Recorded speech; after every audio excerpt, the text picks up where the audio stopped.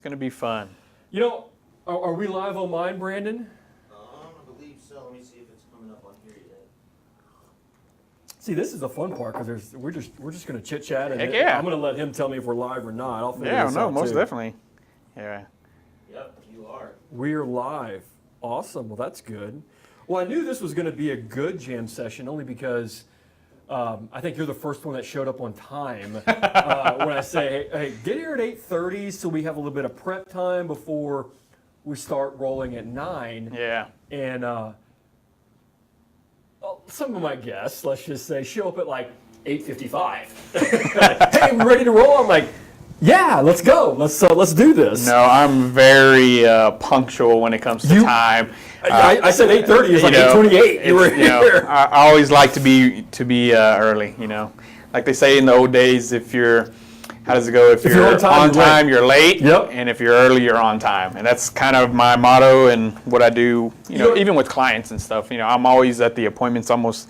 Sometimes even an hour early, just hanging out in the car, waiting for them to show up, things like that. So. Well, it's interesting because even with like I have 2 kids, right? 2 daughters, and we play sports. You know, very active in sports and stuff like that. And you know, there's a bunch of like kids and parents that are just overachievers. And if the coach says be there at 4 p.m., everybody gets there like at 3. You know, to start stretching and stuff. I'm like. Okay, I thought it was like, let's get there 15, 20 minutes ahead of schedule. I'm late when I bring my kids over at that time, 3:45 for a 4 o'clock start. They're there at 3 o'clock, And, ours is opposite because I have 2 small kids. I have a 4-year-old and I have a 9-month-old. So my 4-year-old, we put him in soccer, indoor, and it's the opposite. We're there early. I have to call my wife if she couldn't make the game or something. I'm like, where's everybody at? Can you check the schedule, make sure the game starts at 9 because it's 8:55 and nobody's here. and I'm like, come on, guys. Even that 4-year-old, we can, get going. Maybe we can get on time, right? All right, man. So we're gonna get this thing started. Yeah, most definitely. I want to just kind of warm it up, get everybody going. We're good, Brandon. We live. Everything's moving. Yeah. We're all good. Awesome. All right. On this jam session, Mathew Soto stops by. All right, guys, I'm Bob Johnson, and this is the BobMortgage Jam Session. Now, I was telling Brandon, we need to check and see, like, how many jam sessions we've done so far. I need to put that in there, like, this is the 60th episode of the BobMortgage Jam Session, or something like that. Brandon, you need to find that out for me, because, we've had some consistency behind this, and I think it's getting close to... You could be our 60th guest. Awesome. Wouldn't that be awesome? 60th guest, but first on time. Pretty much first on time. Well, look, I'm excited to have you on the show. We've known each other for some time. Yeah, I remember you coming to an event one time that we had. You think you were teaching a class or 2? I followed you through that journey. It's been probably two years or so. So. I'm really excited to have you on the show because I got a lot of things to ask you, and I know a lot of you guys, especially on that camera over there, know this man right here, know the hustle that he has and everything that goes on. Guys, for those of you that don't know Mathew, I want you to just, share a little bit about you. Just a quick high-level 30,000-foot view, because what's going to be really important to me as we progress through this 30, 45 minutes, 60-minute jam session, I want to make sure that there's so much value that we bring to the audience that in 6 months, I'm going to be excited when somebody says, Bob, thanks so much for introducing me to Mathew, man. It rocked me. He helped me sell a house. He helped me buy a house. Whatever it is, I want to make sure there's awesome value to you guys out there through this man right here. So we're going to get into a lot of questions. Yeah, but if you don't mind, sharing just a little bit about you. Yeah, so I'm Mathew Soto, also known as Your Mustache Realtor. Not sure why I got that name, but, I don't know, man. I don't know. Married, have 2 wonderful kids, a 4-year-old and a 9-month-old. They're my world, just like everybody else. When you have kids, it changes your whole mindset, your whole level of thinking, and your whole life. And so really going on my 4th year full-time in the business. 4th year? 4th year. In October will be 4 years full time, and wouldn't change anything. It's been a blessed journey, and so we're just out there kicking butt. I'm just I'm just the average guy, just going out there and hustling and serving people. You know? How long have you been married? You're putting me on the spot. I'm on, sorry. man. If you're listening, I apologize. I'm not asking I'm for just birth kidding. dates and No, all that no, kind of I'm stuff. just kidding. I didn't ask for the date. No. You better know the years. We've been married 5 years. We celebrated our 5-year anniversary in May, so Awesome. it's been a blessed journey. Oh, and it gets better. I've been married 22 years now. Nice. Wow. Yeah, so That's good. I'm still young though. I'm still like Most I'm definitely. still Hey, like 32. We're all young, so. Yeah. So 22 years, and we've been in business together for 22 years. Awesome. Yeah. Together. Oh yeah. Awesome. Oh Okay. yeah, working See, together. We're new at that. My wife, she after maternity leave, because we just had our son this Yeah. year, she decided to want to stay home. And Nice. she's not the home type. She's Yeah. like, hey, I gotta get. You gotta get doing what can something. I do for you? And I'm like, Right. hey, yes, I need you. I need your help. And so we made the official jump this year where she joined me. She quit her corporate job Yeah, and, yeah. and decided to come on board. So it's been fun. How has that transition been? And here's why. Because my wife and I started a show. It's called Coupled. Ah. Okay, and we're going to be bringing that show starting, I think, in August to our community, and it's really about people that live together and work together, right? Because I mean, there's a lot of you guys out there, and I think there's a lot that people want to know, Yeah. right? How to make it work, and not that Jen and I are perfect by that any But imagine, 22 right? years is good. We've you know? we've had some learning opportunities over 22 years, Most definitely. and it's been really great for us to kind of go through that, and we just want to share it, and then we want to try to solicit as much advice as we can get from other Yeah, people. no, hey, I'm gonna be looking I for want your you guys. I advice, want, you but I know? want you guys on You've the been show doing it for because 22 years. Well, it's new, right, for you so guys. So it I want to is. know. So what's working with that? I mean, is she really You know, really the enjoying it? best- She does. She loves it. It's crazy because now she sees what our business is day in and day out. Now that she's in it and working it, and so she's understanding more. But it really works because we're two opposite people.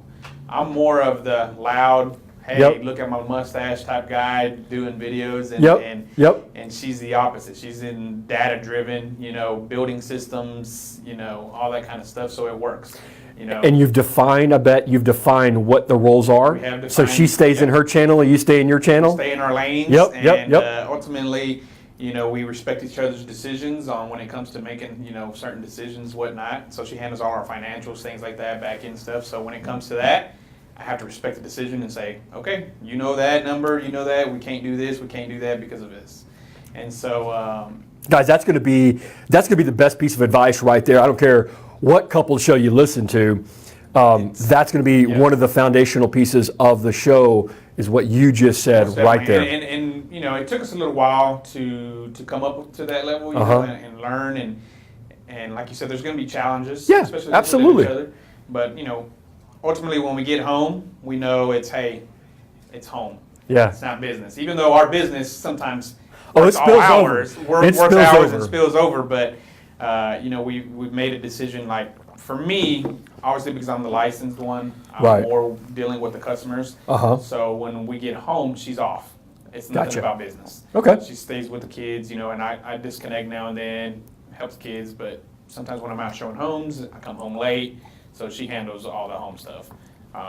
And when we get there, we don't talk about business. Uh-huh. We try not to. Try not Sometimes to. it spills over. Yeah. But then we have to check ourselves, and we're like, hey, we're talking about business. We're at home. We need to enjoy home, family, and so. We do the same thing, but then there are those times where it's like, we're on 24/7, Yeah. right? I mean, you have to. When we're It's just serving part of others, it. when we're serving the community, that's just part of it.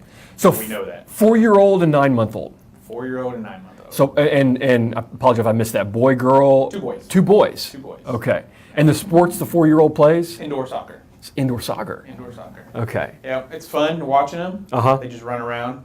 Oh wow. And because it's indoor, they Yeah. have like this blow up Oh, yeah. border Yep. for the field. Yep. And the kids are just having a ball, jumping on it, knocking each other off, all kinds of stuff. So.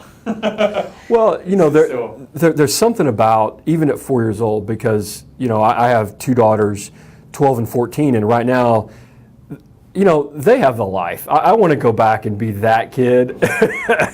Right now, they're in California because they play beach volleyball. Okay. That's their sport, right? Yeah. In Dallas, we call it sand volleyball because we're typically have any playing. We're playing in backyards and parking lots, but they're in California doing beach volleyball and just having a blast with it in California. But the thing about sports, and you guys hear me talk about this a lot. Granted, I had a great education, went to an awesome school, marketing management, finance background in school, but I really draw and I pull from so much that I learned in sports. So much that I learned in sports, right? I mean, it just teaches you how to overcome so many things, how to utilize people around you to help the group accomplish what you want. And even at 4 years old, they start to learn those types of things. And I just love it because it sets a strong foundation, coupled obviously with a great family foundation. It just starts that thing building to where I think it just gives them a little bit better of an opportunity to succeed. Yeah. And it is, even at 4, like you said, like this last game that we had last weekend, it was crazy to see, how much he's learned. Obviously, he's running around, things like that, but then he hits it off with one of his teammates, and they're like, hey, pass the ball. And it's like, they've never done that before. And so they start learning, like you said, they start learning how it is to work together and as a team. Exactly. And things like that, even at 4 years old. Yep. So that was amazing to see him because they're like, hey, pass the ball. And they passed it and shoot and score. And it was like, wow.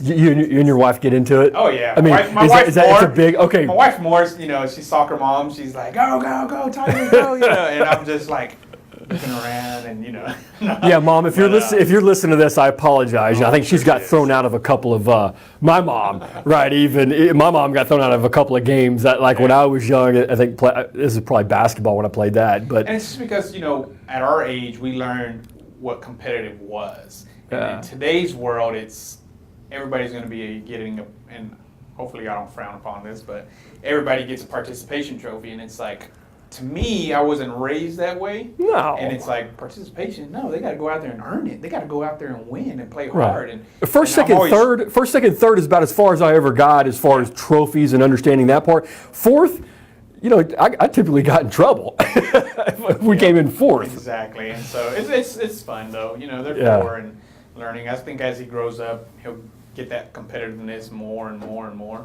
Yeah. More structure of a team and stuff. Especially as we go into different sports. Like, I want to try him out in baseball and see if he likes it. Yeah. Give him a little variety. Exactly. Yeah. And I growing up in small town Texas, I played football, basketball, baseball, just because that's what you had to do in small town Texas. You played a little bit of everything. In Dallas, I'm sure it gets a little bit harder. I see our girls, they had to start specializing in something a lot earlier. And it may be, like, I went to a Catholic school all my life. Okay. For K through 8. And so we played it all. You could. The only thing I didn't play was football.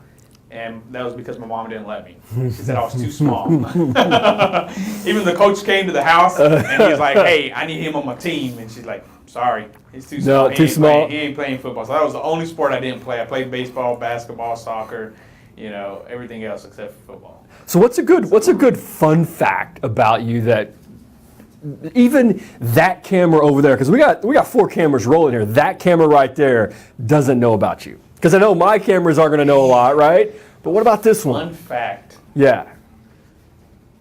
I really don't know because, I live my life on social media. Yeah. I'm an open book. So, okay. Most people know everything. That's a tough one to think about. Okay, so let's just go with this. So, mustache realtor.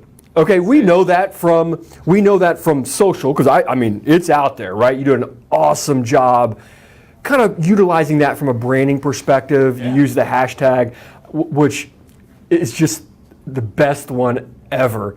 I must ask you a question.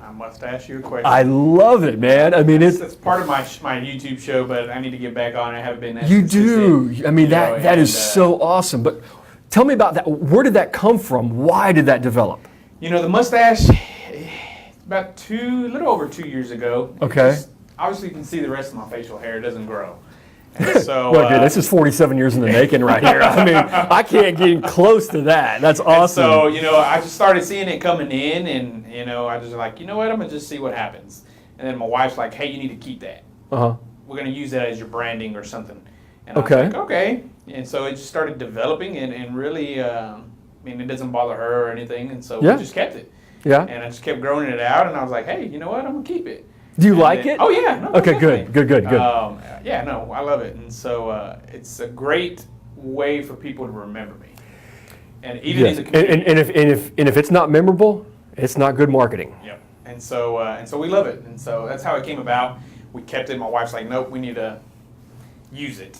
And I Okay. said, okay, we will. And Well, she's the smart one in the family, obviously. She's the smart one. She Uh-huh. is. She's the boss. Okay. And so, we kept it and branded it, even with our logo, things like that. Yeah. And, I at first it's still fun. It's not like something like as serious, and it still shows the fun part of me Yeah. and things like that. Back in the day when I was in high school, there's a fun fact people may not know, but they see me Okay. on Facebook. All right. I was a little crazy in high school, coming to my hair and things like that. I mean, Okay. I would dye my hair. I've been blonde. I've been burgundy, and I used to have braids.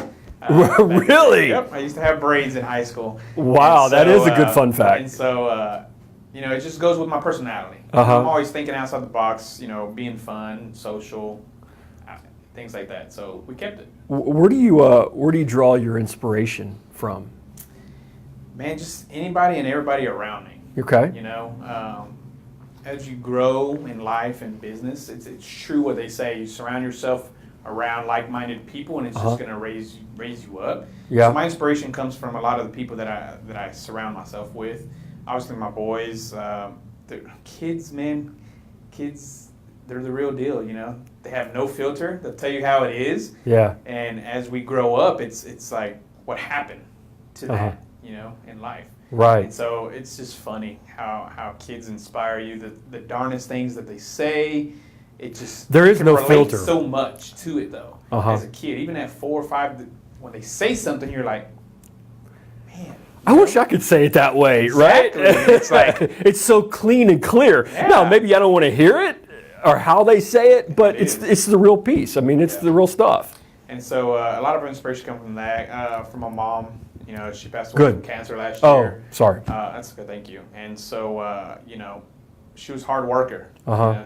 She put family first. Okay. She'd give every single paycheck to family, making everybody happy.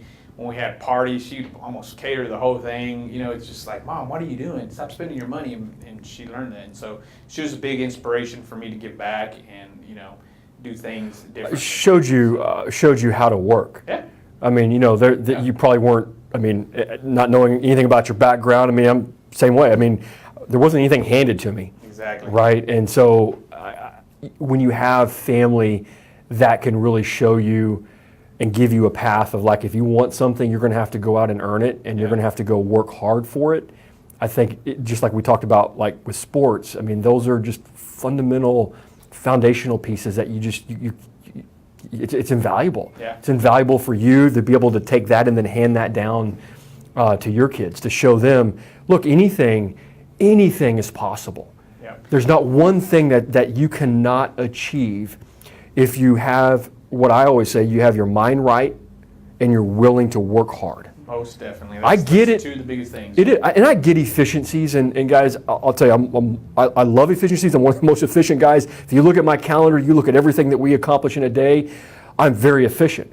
But more importantly, I work my butt off, right? So there's no anything that comes over being able just to work hard, Yeah. right? And That's then what it is. You got to put in the work, and I tell Yeah. people that all the time. Especially in our business. Right. It's you got to put in the work. You got to work hard. Yes, Mm-hmm. you got to have the right mindset, but if you don't have the hustle behind it and that work ethic of working hard, yeah. you're not going to succeed. Is there a routine that you go through every morning? I mean, like some people get up and they like pound out a big workout before 6 a.m. I'm not that guy. I try to be. Okay. I was real consistent with it, and then I fell off. So I would wake up at 4 o'clock in the morning. Actually, 3:55. Oh my And the reason why is I became part of this 5 a.m. East Coast morning call club. All right. Well, 5 a.m. East Coast is 4 Yeah, a.m. 4 a.m. here, so I here. would have to wake up 5 minutes early to at least dial in the number. Sure. And so last year I was real consistent at doing that. And so as soon as that was done, I'd hit the gym or go work out. And even the beginning of this year, I was, I'd make those calls, get, inspiration from my fellow colleagues and friends on the East Coast, and then start my day. I've been taking a break. He's probably watching. He'll watch this. My CG trainer, my Camp Gladiator trainer. Yeah. I used to go at 4:45 in the morning. And so it's been a big toll on the body, doing all that, being consistent at it. I got to get back to it, but I still do wake up at 4 a.m. and I'll go to the gym or go walk or something. So my morning routine's 3:55, 4 o'clock.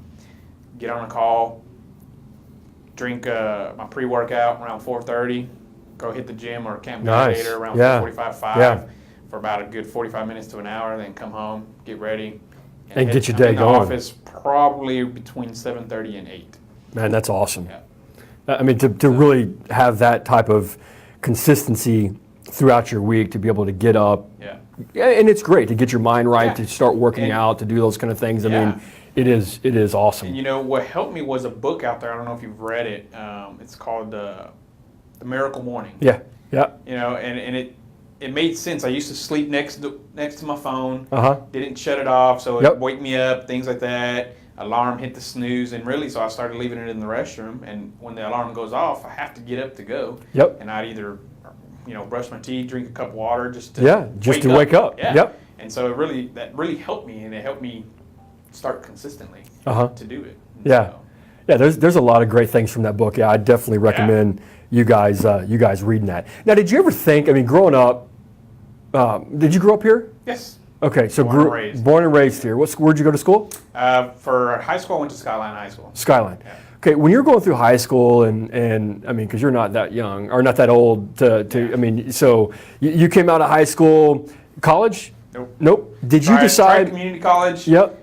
If you look at my transcripts, they're probably all W's because I would just withdraw. And I'd go back and I'm like, no, this ain't for me. Then I'd go back and I'm like, I love that. You're done. This all my is not for me. transcripts, I can show you, it's all probably W's. Yeah. From withdrawals. And that's, I mean, and I hear more and more about that stuff. And anything that I really dive into, and what I do now, where I draw my inspiration from, I find that it's a lot of people that maybe didn't even go to college, that have just come out and worked their butt off, but they've achieved so much success. Yeah. And that's, I think, old school thinking where you had to go to school to be successful. Yeah. Right?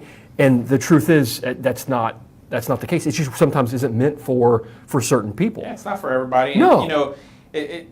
And you could probably relate, a lot of people who have college degrees who are in our business and they don't even put it to work. They don't put it to work. But they still have all the debt behind it. I see debt a lot. And so that's why I say a lot of times I'm blessed.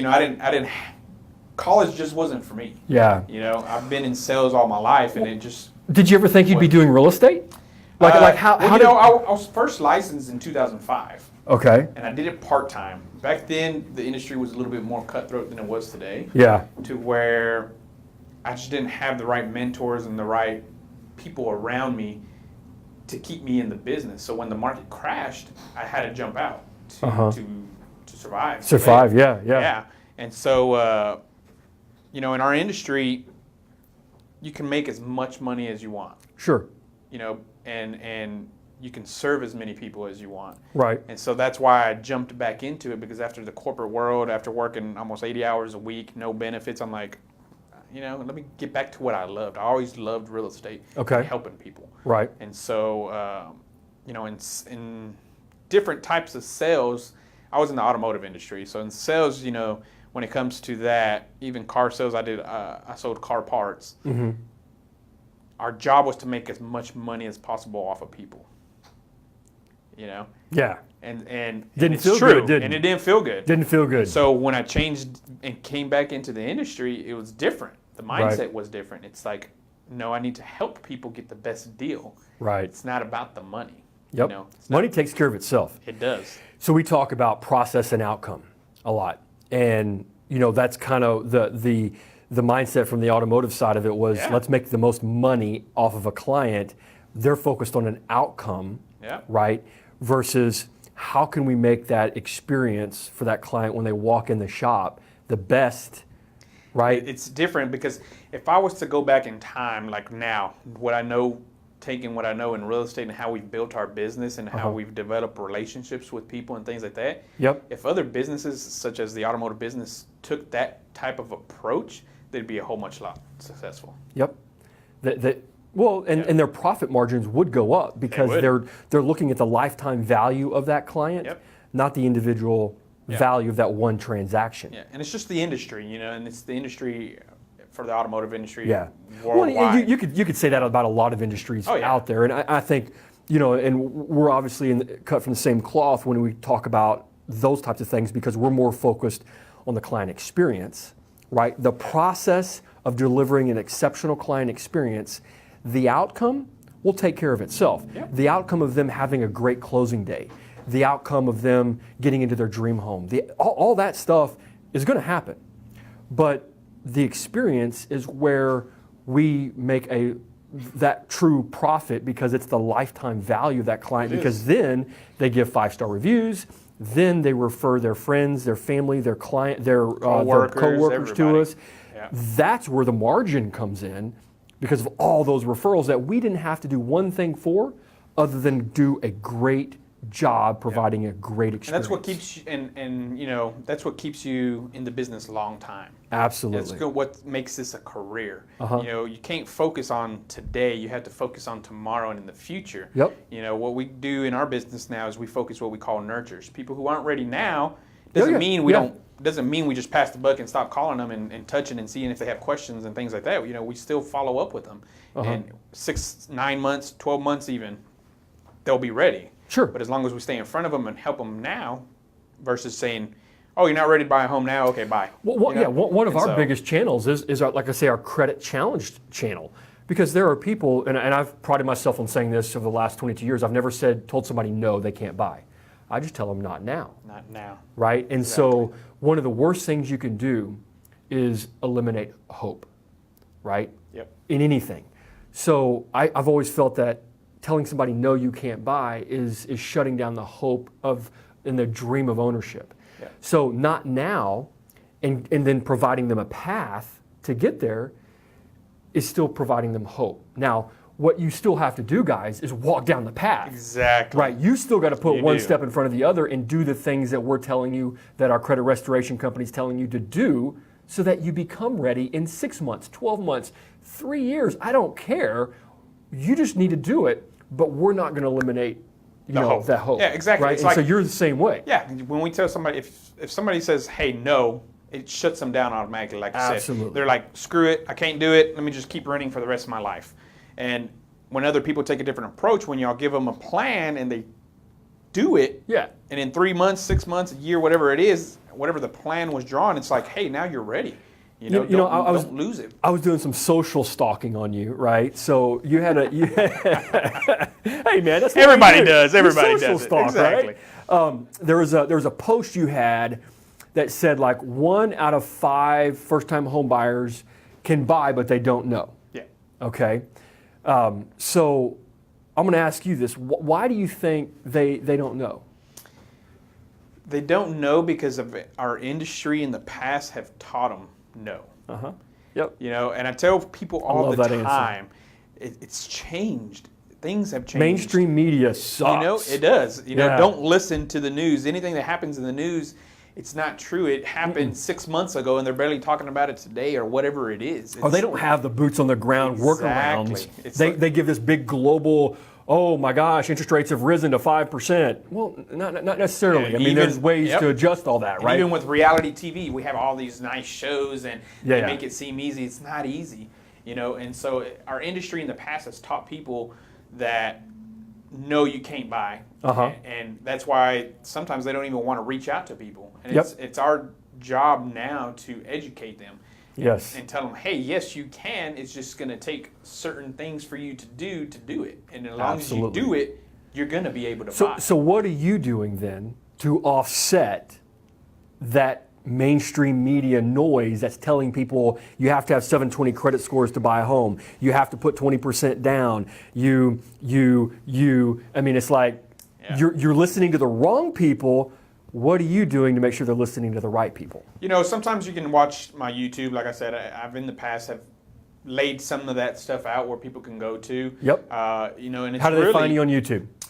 It's just Your Mustache Realtor. You I can Google love it. Your Mustache Realtor, and you'll bring up every single thing that I have. Google it, guys. Your Mustache And Realtor. if not, then I need to be doing something else because the brand isn't working. But Right. yes, you should be able to find me if you say Your Mustache Realtor. Okay. But really, we have a lot of conversations with people, Uh-huh. and I try to get in front of them and meet them and say, hey, look. In the past, you may have been taught this, and it's not. Sure. This isn't what it is now. Uh-huh. This is what we need to do. We need to get you with somebody who can lay that map for you. Yep. And can help you. And in due time, it will happen. So you put out a lot of We content. put out a lot of content, a lot of social media stuff. Good, good. I try not to be as annoying to people, but it's really getting the message out there. Like, times have changed. It's easier than you think. Well, and annoying is for the people that don't want to hear it. And it is. I've always looked at it as look, I'm gonna stay consistent more than, because most people they look at content, right, and they freeze up. So they want to be perfect in the content. They want to just say it so perfectly that they never actually get to putting anything out. Yeah. And I'll be honest. I mean, I used to be that way. I've been doing this for a long time and putting out a lot of content, a lot of video. And if you go back over the years and you look at my initial videos to where they are now, you started to see me shift from more scripted type content to more real, raw, live type content because we connect better that way with our audiences. Yeah. It does allow me a little bit more freedom to express what I want to say and how I want to say it than trying to use a teleprompter and come off like a newscaster. Yeah, right? and I'm one of the biggest ones who made that mistake as well. When I first got into business, I hit up all my friends. Sorry, guys, this is an official apology of like, You got it. hey, who do you want to buy a house? Who do you know? I was Yeah. that salesman, Yep. and as I progressed in my career, I realized that it wasn't about that, and it's really about just Education. education and putting it out there. Hey, I can help you. Yep. Let me help you. What can I do for you?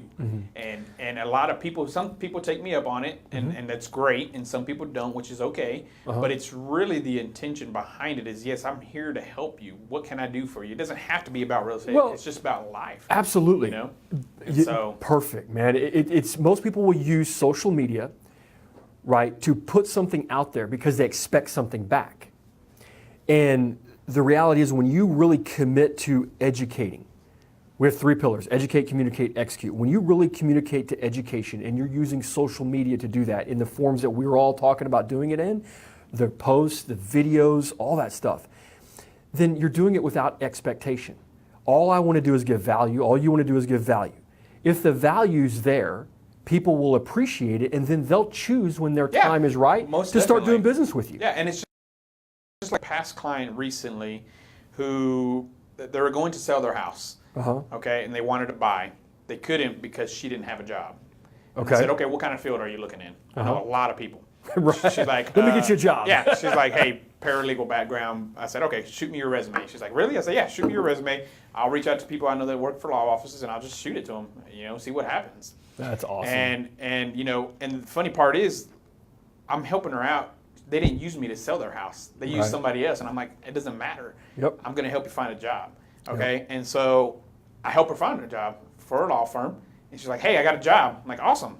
She's like, hey, well, now we want to buy a house. Now we want to buy a house. Awesome. And so we end up going to a D.R. Horton house, and, Yep. and they bought a new build and went through them and everything. And it That's was like, awesome.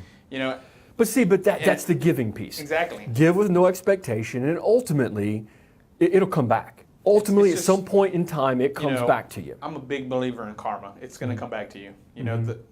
That's the world. Like my friend Kyle Draper, he was teaching a class yesterday at our office. I And- heard that and- on the social media stuff. and, Yeah. and he was talking about that. Guys, it's just about giving without expectation. Give more because than the you receive, world is man. going to pay it back to you somehow, some way, in some time. Mm-hmm. It may not be now, but it will happen down the road. Mm-hmm. So. And I think that's the part where I talk about process over outcome, because the outcome is the receiving side of it, and we can't control that. Yeah. If we have an expectation on something that we do, then at some point we're going to be let down. Yeah. At some point we will be let down.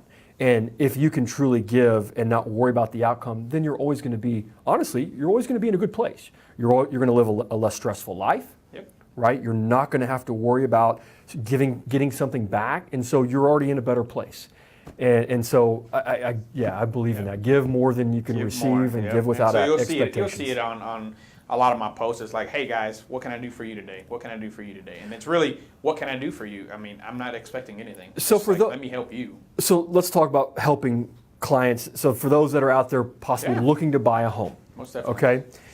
There's this big process. There's this big home buying process, right? And it could become a bit overwhelming for people. And again, mainstream media can make it feel as it's it's overwhelming. Now, it's not as simple as push button, get mortgage by any means, but there's a process, okay?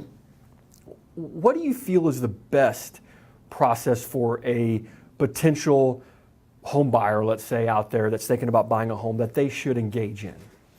The first one is they have to talk to a mortgage professional like yourself. Okay. Because without getting pre-approved, they shouldn't be looking at homes. Good I point. mean, they have to have that. So that's the first step. That's the first part of the process that I tell everybody is like, talk with a mortgage professional, and let's see where you're at.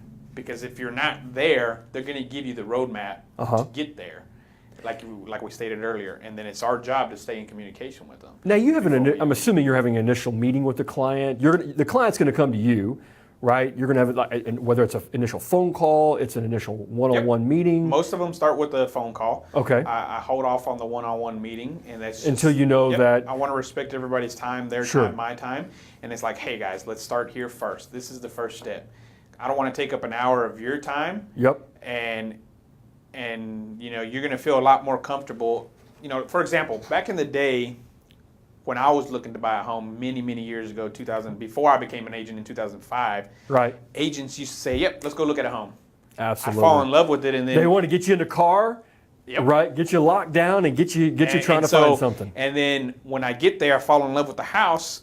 Then they're like, "Okay, go with the mortgage," and the mortgage person's like, "Sorry, you can't do it." Yep. Well, you just crushed my hopes and dreams, Yep. And so that's why I always start with, let's talk with the mortgage let's get professional. pre-qual. Yeah, let's get Okay. pre-qual. Well, okay. So I said pre-qualified, right? You said pre-approved. I said pre-approved. which is a big difference. It is okay. a big difference. So you can te- probably elaborate more on the two, because I'll Which tell one everybody, do you prefer? pre-approved. Absolutely. So, guys, there's a difference. Okay, a pre-qualification is something that we can do over the phone. Takes about 10 minutes, and we're going to gather information like where you live and work for the last 2 years, income, assets. We'll look at credit, and we're going to say, hey, based on the information you told us, yeah, you're pre-qualified for that $300,000 home. Now, the difference between the pre-qualification and the pre-approval is we're going to ask you for the documents to verify what you told us on the phone call is actually what reality is. Yep. Right? I know you said you made $60,000, but you forgot to tell me that $20,000 of that was in overtime, even though we asked it, and you've only been at your job for 6 months and we can't count it. Now you don't qualify. Or if right? it's commission-based and Or things like that, and they exactly. haven't been commission-based for a while. We want to Exactly. know all of that information, and we want to vet it. Now, I think that one of the big differences that I do on my pre-approvals, which is different than most, is I actually have an underwriter pre-approve the file. Yeah. So I'm underwriting the file, like a full underwrite on the file, because I always tell my partners, I'm going to go slow to go fast, right? Go slow to go fast.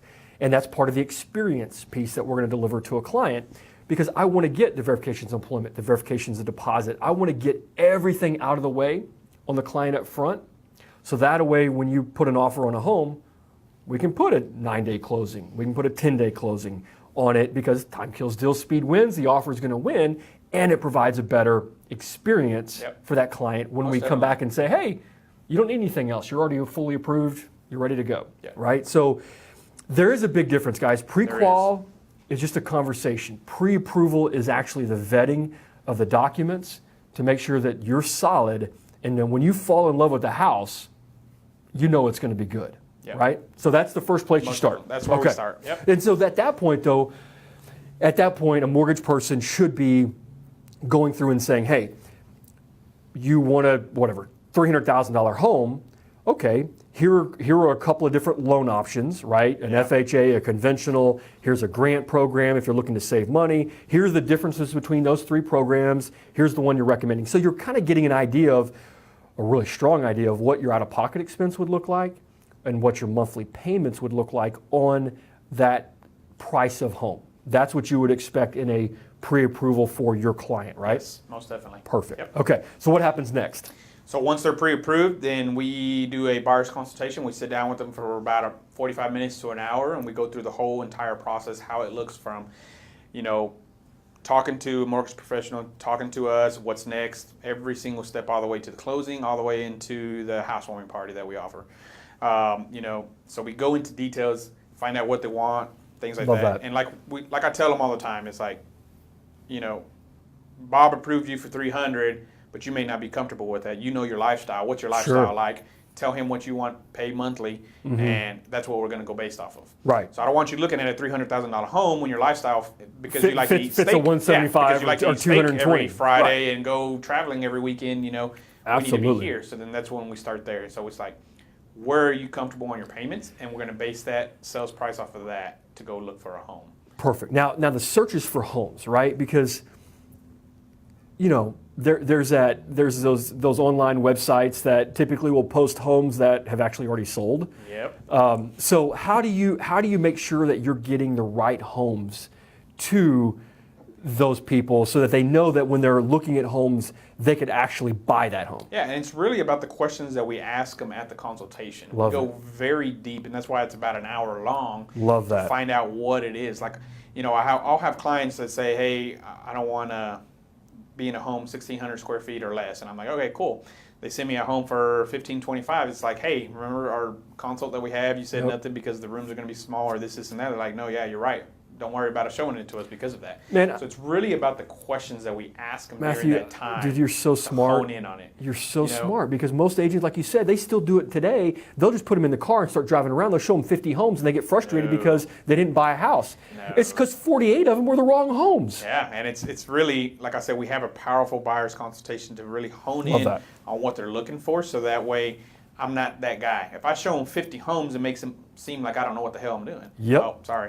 No, dude, it's all good, man. It makes it seem like I don't know what I'm doing, Uh-huh. and they're going to fire me. They're like, hey, Yep. Matt, you don't know what the heck you're doing. You're showing me all these homes that I don't like, that I told you I don't want, and it's crazy how people come to me and say, hey, the agents before said, they're showing me homes that I don't want. And I'm like, Right. I want a don't master do bedroom downstairs. They're showing me all these upstairs. Exactly. And so Right. we don't do that. And I Okay. remind them that, hey, this is, now if things change, then tell me.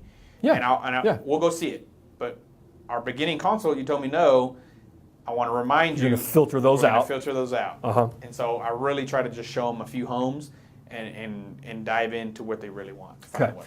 So then all of a sudden, bam, found the perfect house. Okay. Buyer, then kind of what's that next stage? Because buyer's like, oh, I found the perfect home.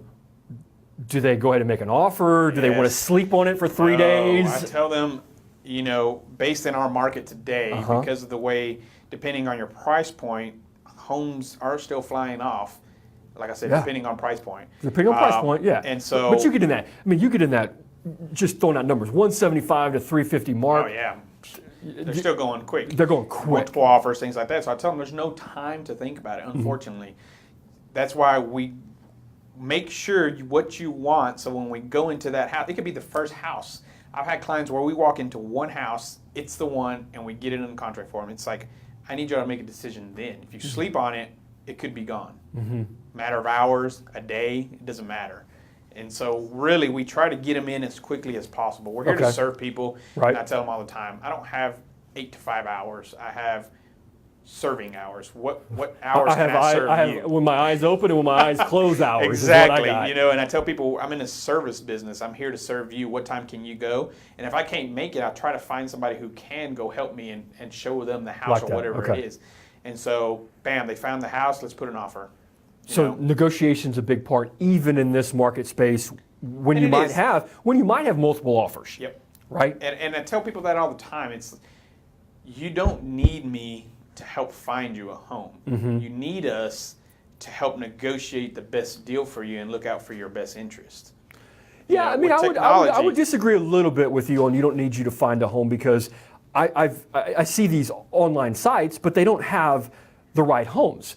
So yeah, you can go out there and Yes. explore, but the reality we is you take may it as- fall in love with the wrong house because it's not even available. Yep. So there is value But for there. viewing, technology-wise, technology has Oh, gave yes. them the Okay. tools to go online and search Sure. for a home. That's what I mean Absolutely, by that. yeah. And so, when I say they don't need us to find a home, I mean they don't need us to search for a home online because that's where it starts. Yeah. Yes, Actually find it and then Yep. put the contract on it, negotiate. because they do need us to 'Cause make sure it's still available. We do our due diligence up front Uh-huh. and say, hey, Aaron, the other agent, is this home still available? Are you working any offers? Yes, I have 10 offers already. Okay, awesome. Let me see if my client still wants to go look at it. Hey guys, there's 10 offers. We still can go look at it. We can still put an offer and try to win it and negotiate to win it. Uh-huh. It's up to you. And negotiation sometimes isn't always the price, right? There could be other things that is equally as valuable as price that you're working on. Is that correct? Yes, and one thing that I'm seeing today is the relationships that other agents have with each other. Okay. And the reason is if you have you're experienced, you know what you're doing, but if you have a reputation of where, hey, Matt does a great job, he works hard, he's communicative on all sides. I've won deals that they said, hey, Absolutely. you weren't the best offer, but because I know of you and your work ethic and things like that, my seller decided to go with you. you know, and so that has been a good role to have is the relationship that I have with other It's the agents. relationship, it's the reputation, it's the branding. There's a lot of things that we do, and it's mainly strictly for that purpose, right? To put out so much content, to put our brand out there so much, we can't hide. We're out there everywhere, on every channel, every single day. Another thing is the people who you work with. Like, are you working with someone local as a mortgage company, or are Right. you working with somebody in New York trying to buy a home in Texas? Right. And it's really the relationship you have with other people too. It's like, bam, let's put an offer. Hey, Bob, here's the offer. And then Bob calls the other we agent and throw says, hey, down- these guys are exactly. fully vetted, underwritten. There's not going to be a problem. And oh, by the way, Things like I that. know we put 11 days on the closing. We'll be able to do it because the borrower's already underwritten. Exactly. And sometimes that is, not sometimes, that a lot of times that is enough to get the deal done for the buyer. Yep. When even their offer may not be the strongest, Yeah. but you're closing in 11 days where the other one's closing in 30 days. And if we can get the money into the seller's hands that much more quickly, Yep. they win. We'll just do a lease back. Exactly. They're like, like well, I that. don't need to close that quick. Well, then we'll just lease it back for another 15, 20 days. It's all Exactly. good. Yep. And so that plays a big role in it too, is using people on the ground floor who are Mm-hmm. going to do the groundwork and get the deal done. And repairs is a big negotiation piece as well. You're seeing that, right? Yeah. Like right now, if there's any tweaks you might have to offer a good solid price, but then there's rooms and sometimes in negotiations on repairs if you There see is, and I that. tell my clients all the time, we look for 5 major things to negotiate. Okay. Just because you don't like the pink wall, you can buy paint and Look, yeah, that's not a deal killer, and right? go do it. Yeah. We need to go after the main stuff: foundation, roof, HVAC, plumbing, and electrical. Yep. If there's something that pops out there, then yes, let's negotiate it. Just Mm-hmm. because it needs an 89-cent receptacle, Don't we're not gonna throw away- kill the deal. Right, don't we're not throw it gonna away. we're not gonna just throw it away. And so it goes back to the initial consult, and we educate our clients up front in all this. So that way, when we do find the home, we do go through the inspection, they already know what to look for, they already know what to do, and it's like, hey, yeah, bam, let's keep going. So, what would you recommend then? Because we've been talking a lot to these guys about the process, but they also have to figure out who they're going to work with for you. Yeah. So, what's a You good only piece? work with me. You should, but look, okay. What's a good piece of advice for clients out there right now that they should use for a vetting process? Because there's a lot of agents, right? Yeah. And there's a lot of great agents. I work with a lot of awesome agents, Yep, and I but have a lot of great agent friends. exactly. So not everybody's going to like me. Not everybody's going to like you, and that's okay. Not everybody's going to be a good fit. So I tell people No. all the time, What should they vet? yeah, I mean, for me, I tell my clients all, what you're going to get with me is I'm going to be totally honest with you. Okay. I'm not going to sugarcoat anything because this is a big financial decision for you. Uh-huh. And so I'm very honest and open book and transparent with them. Okay. I mean, if you're not transparent in today's world, it looks like you're hiding something, which means you can't be trusted. Yep. So it's like, here's an open book. We go look at a house. If it's falling apart, I'm going to tell you it's falling apart, and it's your decision whether you still want to continue with it or not. Right. You know, I'm not going to crush your dreams because it may be your dream home, but I'm going to at least tell you what I can see and what I know from experience. So I always tell people, look for somebody who's going to be honest, and look for somebody who's going to respond back. The biggest complaint, Communication. Yes, communication is very big, because I get people all the time. They're like, "Yeah, I text somebody, I called them. 3 days later, they tell me." I'm like, "Well, 3 days, the house is gone." Yeah. So honesty, somebody you want to trust, Okay. and communication is key when you vet somebody. And it's really go with your gut feeling. You know, we may not be the best fit. I'll find you somebody who's the best fit. You know, it's and like I think a lot of it too, from a vetting standpoint, because when we talk about transparency, I mean that is key, because we live in this world now where everything is out there, right? Everything is out everything. on social, You can find right? anything and everything out. So I would advise you to go dig around on their social pages, Yes. and see what it is they're really posting. What do they really like, right? Now, it's not that going out and hanging out with your friends and going to clubs or whatever is a bad thing. That's not what I'm talking about. Go look at their posts, right? Are they really who they say they are as they're representing you as a potential client? What are other agents looking at and seeing them? Because you talked about how important the agent-to-agent relationship is. Really go deep into the social side, and you'll see, are they really committed to educating, to helping? How many deals are they really doing? What are the testimonials look like? What are other Reviews people big. saying about Yes. you? Reviews are big, because when we send somebody to write a review for us, we tell them, write what you want. Good, bad, it doesn't matter. And they're vetted by the people that we send them to. It's not us doing it for them. They have to go on there, and it doesn't post right away. The companies go on there and say, did they really buy this house from you? Did they really use you? Things like that. And the funny thing with the reviews is they'll leave a negative review a whole lot more quickly than they'll leave a positive review. Yep. So and they will leave them, and we can't access to delete it if it's bad. Right. So it's like, we've been blessed to have 5-star review. But if somebody goes on there and writes a 4-star, I can't go delete it. You know, and it's going to show. So reviews are big. I tell people, go look at reviews, see what other people are saying. If you were referred to me, ask that person what kind of, how was their experience, and they'll tell you, it's love that. people like, and trust. You hear it all the time. What kind of loan programs are you seeing a lot of your clients using? I mean, is there any particular one that, whether it's a first-time home buyer, multiple-time buyer, what are you seeing as being mostly used? Yeah, a lot of my clients are first-time home buyers, Okay. and they want to take advantage of the grant programs. Yep. And I say, hey, that's awesome. Do it. Yep. It's money out there. Why not? Why not utilize it? And so a lot of them are taking advantage of those and things like that. And Guys, for the grant programs, Yeah. So there's some awesome grant programs that are out there. There's there's really 4 of them that I go off of. There's one that's called TDHCA. Y'all can look at these up online. TDHCA. There's TSHAC. And there's Seth. Now, Seth has 2 different types of programs. They have a 5-star, they have a Seth Gold program. Yeah. And they're all awesome. They're all different. Some require repayment, some don't require repayment. Some have income limits that are lower, some have income limits that are higher. That's why it's important to kind of talk with the mortgage person in the very beginning, because if that's something that you're considering and you want money from the state of Texas to help cover your down payment, to help cover your down payment and all of your closing costs, to get into a home with absolutely no money out of pocket, then we need to go through that vetting process to make sure that it makes sense. Because like the Seth Gold program, they'll provide up to 7% of the loan amount right back to the homeowner as a grant to cover down payment closing costs. So let's say you're doing a conventional 3% down loan, guys, and let's say you're buying a $300,000 home. Well, that let's just call it $21,000 or $20,000 that you're going to be getting back, and that's going to cover your down payment and your closing costs. So you're walking into a home with no money out of pocket. Exactly. And that's why I tell a lot That's of pretty clients, cool.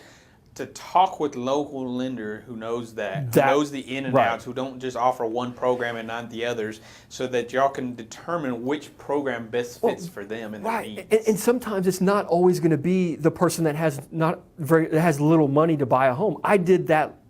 Well, I did one of those loans, not the Seth Gold 7. I did another loan for a client, a T-Shack loan for a client that had over $200,000 in the bank.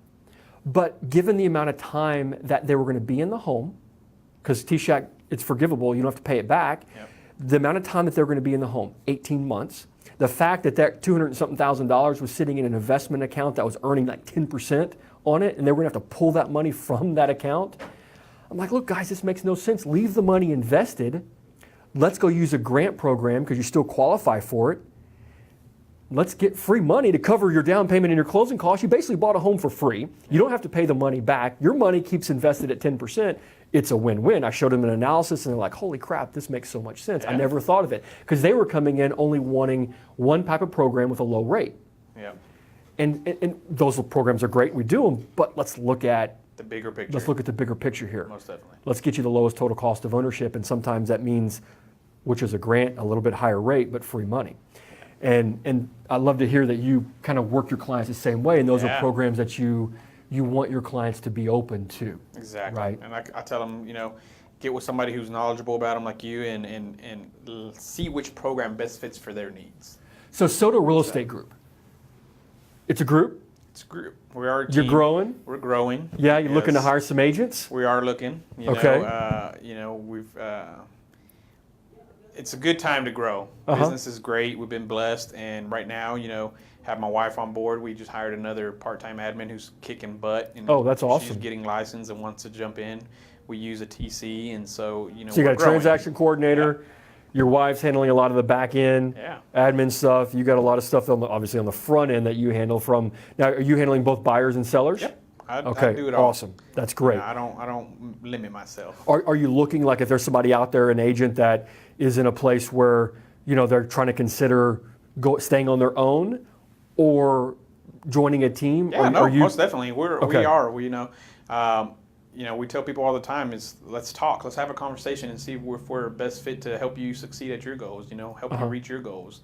And so we're always looking for great talent and people who want to work hard and put in the work. Yeah. So, like some of the biggest challenges that you're seeing right now in real estate for like say real estate agents. Okay, first off, if you're a realtor out there, what are you seeing that's probably one of the biggest challenges you guys are facing right now as an industry? Man, it's not really. It's tailored to each person different, Okay. on the industry, and it's just about like I get back to is it's working hard. It's going out there and really. You hear everybody talk about it, all the top producers out there. It's having a key foundation of your business. Making sure it's rock solid, especially through a shift and changing times. It's for us. It's really getting back to the basics and really going and digging deeper into our relationships and our friends and things like that. I love the fact that you didn't throw out there because usually when I talk about challenges, people will automatically go to like Zillow getting in the business or other type of disruption. And the reality is that's not a challenge. It's not a challenge. It's not a There's so challenge. many people out there, discount brokers, whatever you want to call Absolutely. them. It's not a challenge. It's how you put in the work and your work ethic and what you're doing for your business. Stay true to you. Zillow Stay true. and all Right. these other companies don't have any effect on our business. No. I mean, I look at it. I mean, I know that there are online lenders. There's talk of Amazon getting in the mortgage space. I look at that and I'm like, that's awesome. It's only going to make the A players better A players. Exactly, and it all starts with your mindset. Like we started at the beginning of this conversation, it's if I think Zillow is going to affect my business, I'm already talking negative and looking at my business like it's going to die. Yep. So it doesn't even faze me. Who cares about if they do start? They are going to start buying and selling homes. If they become a brokerage, great, Yeah. awesome. Like you said, it's who you surround yourself with and how you picture it to bring you and lift you up. So yes, they're a $1 billion company. If they get Yeah, into the absolutely. business, awesome. Let's step our game up and let's game on. Game on. I mean, you know what? You're not going to take my book of business. Exactly. I mean, that's what I focus on. And if work somebody hard with. does take my book of business, it's shame on me. Shame on me. I didn't exactly. I Shame didn't on do me. what I didn't needed do to what do. I needed to do to keep those relationships going and keep myself out there. So, guys, I really hope you found a lot of value Yeah. in what we talked about. I knew you were going to bring your A game today. I was excited to have you. I really was excited to have you on the show. Oh yeah, thank you.